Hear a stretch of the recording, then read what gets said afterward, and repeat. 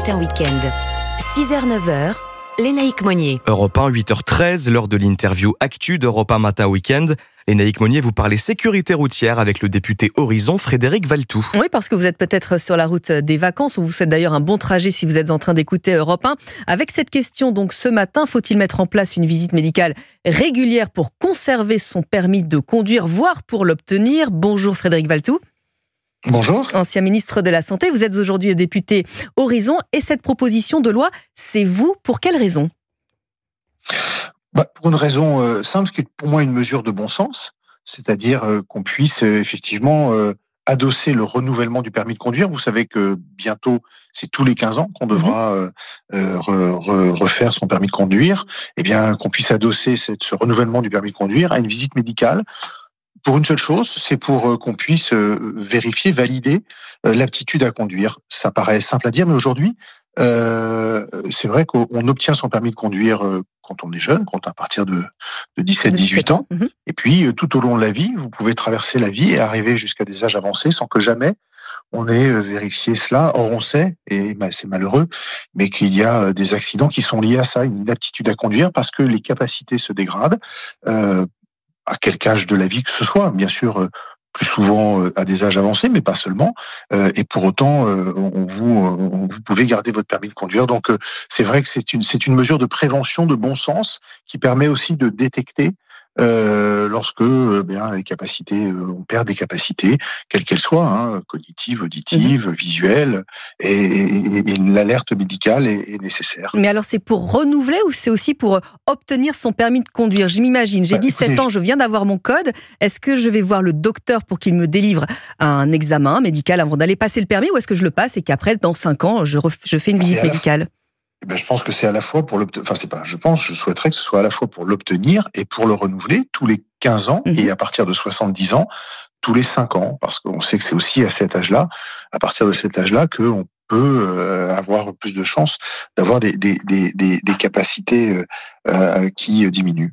Alors évidemment, il faut tester la vue, l'attention, les réflexes. Est-ce qu'il y a une adaptation au fur et à mesure de l'âge qui avance sur les choses à tester, Frédéric Valletoux? Il faut tester, c'est-à-dire que votre médecin traitant vous connaît et il voit bien que effectivement dans le temps il peut percevoir aussi. Alors il y a des tests à faire, bien sûr, mais en tous les cas c'est nécessaire. Je pense que c'est vraiment une mesure de bon sens et il s'agit pas, parce que parfois c'est mal interprété, on stigmatiserait uniquement sur les personnes qui ont au-delà de 70 ans. Non, pas du tout. C'est une mesure de prévention pour toute la population dès l'obtention du permis. Il y a des sports dans lesquels, pour s'inscrire dans un club, il y en a de moins en moins parce que les fédérations travaillent dessus, mais il y a des sports encore où on vous demande un certificat médical. Participer à une course, on vous demande un certificat médical. Et il n'est pas anormal que pour conduire un véhicule, on vous fasse la même demande. En tout cas, pour avoir travaillé cette mesure avec les médecins, ils sont très demandeurs. C'est une mesure qui, vous savez, qui est portée par le collectif Sauver des vies, c'est possible, qui a été montée notamment par Pauline Desroulettes, cette championne. Qui était chez Pascal Pro cette semaine, effectivement. Pardon? Et oui, qui était chez Pascal Pro, Pauline Desroulettes, effectivement. Oui, excusez-moi. Oui, qui était chez Pascal Pro, effectivement, Pauline Desroulettes, qui a fondé avec d'autres, effectivement, ce collectif, puisqu'elle-même, en 2018, a été fauchée dans la rue par une personne qui, d'ailleurs, quand elle l'a revue quelques temps après, et elle le raconte très bien, je crois qu'elle l'a raconté sur votre antenne, effectivement, avait dit, si la loi avait été là, peut-être que j'aurais détecté plus tôt cette incapacité à conduire que l'âge m'avait amené à avoir, et que finalement, il n'y a pas eu d'alerte pour me dire il faudrait peut-être là maintenant arrêter de conduire. Alors il y a des pays qui ont déjà mis en place cette formule, Frédéric Valletoux. Il y a l'Italie, il y a l'Espagne, le Portugal. Est-ce qu'on a une notion des résultats? Il y a 14 pays qui l'ont mis en place en Europe, et la France reste un des rares pays qui n'a pas mis en place cette mesure. Alors, des résultats, c'est qu'on constate moins d'accidents liés à cette inaptitude à conduire qu'en France. En France, on chiffre, et ce ne sont pas des chiffres officiels, c'est le collectif qui a fait ce chiffrage à partir d'observations, d'articles de presse et de recherches. C'est au moins 400 accidents par an qui sont liés à l'inaptitude à conduire. Donc, si vous voulez, c'est vrai qu'on voit que c'est un vrai sujet qui provoque évidemment des drames, des décès, des accidents difficiles. difficiles, des accidents graves. Et donc, il faut absolument lutter contre ça. On dit souvent qu'on ne fait pas assez de prévention en France. Là, c'est vraiment une mesure de prévention. Alors justement, si on ne le fait pas, il y a beaucoup de Français qui circulent sans permis de conduire, hélas, alors là, si effectivement il n'est pas renouvelé le permis de conduire, quelles sanctions pourrait apporter cette future loi si elle est votée ? Ah ben ça, c'est le droit pénal existe. Et il y a déjà des sanctions pour ceux qui roulent en état d'ivresse, pour ceux qui roulent sous l'emprise de substances illicites, de drogues diverses, pour ceux qui roulent sans permis de conduire. Enfin ça, il y a déjà tout un appareil répressif. Là, il ne s'agit pas de faire du répressif, il s'agit de faire de la prévention.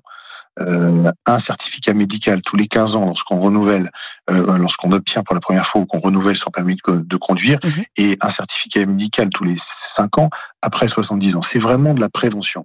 Donc je pense que c'est une mesure de bon sens. En tout cas, elle a été testée dans un sondage il y a 1 an par le collectif Sauver des vies, c'est possible. 59% des Français y étaient spontanément favorables et 77% des médecins, eux, ils voient dans leur cabinet des gens passés qui, effectivement, à qui vaudrait mieux à un moment dire, écoutez, maintenant, il va falloir lâcher votre voiture. Oui, parce qu'effectivement, il y a déjà des médecins qui sont agréés pour certaines délivrances, tout ça, comme ça, de certificats. Là, on pourra aller chez son médecin de famille.